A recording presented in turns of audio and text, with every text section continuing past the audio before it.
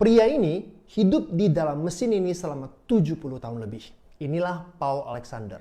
Tahun 1952 saat dia berusia 6 tahun, Paul terkena polio. Penyakit mematikan yang melumpuhkan tubuhnya hingga dia nggak bisa bernafas sendiri. Nah, untuk bertahan hidup, dia bergantung pada mesin paru-paru raksasa yang memompa udara masuk dan keluar dari paru-parunya. Mirip seperti kita meniup dan menghembuskan balon. Dan ini nggak mudah.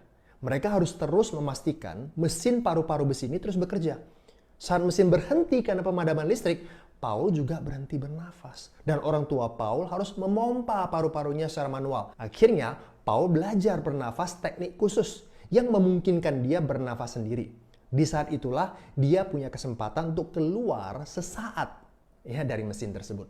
Nah, meskipun hidupnya terbatas dalam tabung paru-paru besi, semangat Paul untuk hidup tidak terbatas. Paul mampu menyelesaikan pendidikan hukumnya.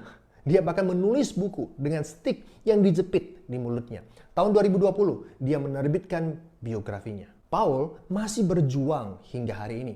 Nah, dia mengingatkan kita bahwa setiap tarikan nafas adalah anugerah. Dan semangat hidup bisa mengalahkan segala rintangan. Paul yang sekarang berumur 76 tahun, diakui oleh Guinness World Records sebagai orang yang menghabiskan waktu terlama hidup di paru-paru besi.